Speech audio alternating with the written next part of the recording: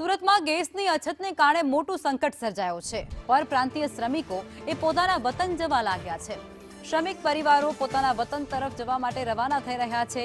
Udhna railway station પર શ્રમિક પરિવારો ઉમટી પડ્યા છે અને ત્યાંની આ તસવીરો પણ સામે આવી રહી છે। મોટી સંખ્યામાં શ્રમિકો જે અન્ય રાજ્યોમાંથી કે અન્ય સ્થળો પરથી કામકાજ અર્થે સુરતમાં આવ્યા હોય છે તે હવે પોતાના વતન પરત જવા માટે નીકળી પડ્યા છે।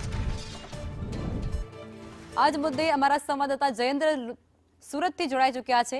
જયેન્દ્ર, સુરતમાં ત્યારે ઉધના રેલવે સ્ટેશનની એ તસવીરો સામે આવી રહી છે। શ્રમિક પરિવારો જે સુરતમાં પૈસા કમાવા માટે અથવા તો અન્ય કોઈ કારણોસર પહોંચ્યા હોય છે અને અત્યારે તે તમામ લોકો પાછા જઈ રહ્યા છે, જેનું મુખ્ય કારણ એલપીજી ગેસની અછત છે। વિગતો શું?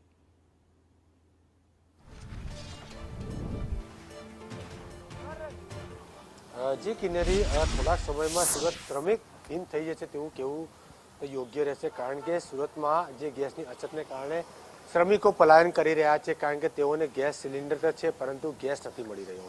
અને જ્યારે ગેસ મળી રહ્યો છે ત્યારે તેમની સમસ્યા એ છે કે લોકો ડબલ ટિબલ ભાવે પૈસા આપી રહ્યા છે, પરંતુ તેમની રોજગારી તેટલી હોય છે લોકો ગામ જઈ રહ્યા છે। ભૈયા कहाँ जा रहे हैं आप? भागलपुर जा रहा हूँ। कहाँ है? वापस गाँव जा रहा हूँ। गैस का दिक्कत है क्या? हाँ, गैस का दिक्कत है ना। आइए चलते जाइए। गैस का दिक्कत है? हाँ। कितने दिन से दिक्कत हो रहा है, अभी 6-7 दिन से हो रहा है। है? अच्छा, तो गाँव में मिल जाएगा आपको? हाँ, गैस भी नहीं मिलेगा तो हम लोग को उधर लकड़ा है ना, लकड़ा से खाना बनाना पड़ता लखनऊ है। यहाँ भी मिलता है? यहाँ से लकड़ा का व्यवस्था, खाना बनाने की व्यवस्था नहीं था, किसी की बिल्डिंग में खाना लकड़ा से बनने नहीं देता इधर। બિલકુલથી લોકોનું કહેવું છે કે લાકડું તો મળી જાય પરંતુ તેમને વ્યવસ્થા નથી બનાવવા માટેનું। ભૈયા कहाँ जा रहे हैं? मिर्जापुर कहाँ है? घर जा रहा हूँ और क्या? घर घूमने के लिए? हाँ, गैस हाँ। के लिए? घूमने के लिए जा रहा हूँ। घूमने के लिए। आप क्या कह रहे हैं? मिर्जेपुर घूमने के लिए। अन्य एक बहन पर से दीदी कहाँ जा रहे हैं आप? पटना। पटना घूमने के लिए जा रहे हैं, फिर गैस का अछत है? नहीं, छठ पूजा है ना इसलिए जा रहे हैं। અમુક જે છે આ શ્રમિક વર્ગ પરિવાર છે તે પોતાના વાટે જઈ રહ્યા છે। તમને આગળની તસવીરો બતાવીશ કે અહીં સતત બીજા દિવસે જે પ્રકારે આ પરપ્રાંતીય શ્રમિક ભાઈઓ છે તેમની લાંબી કતારો જે છે તેમને જોવા મળશે। સવારથી કુલ 2 જેટલી ટ્રેનોને રવાના કરી દેવામાં આવી છે અને હજી 2 જેટલી ટ્રેન અહીંથી રવાના કરવામાં આવશે। આ લાંબી કતારો જે છે તે આ શ્રમિક ભાઈઓની જ છે। શ્રમિક ભાઈઓ જે છે તેઓની ગેસની અસર સર્જાઈ છે, તેને કારણે સુરતમાં આ જે લોકો છે 70% જે શ્રમિક પરિવાર છે તેમની ગેસની અછતના કારણે પોતાના ગામે જઈ રહ્યા છે અને બાકીના જે શ્રમિકો છે તે પોતાના અન્ય કામો અર્થે જઈ રહ્યા છે। આપણે અન્ય લોકોને પણ પૂછવાનો પ્રયાસ કરીશું કે તેમનું શું કહેવું છે। भैया ક્યાં जा रहे हैं? गाँव? प्रयागराज। क्यों?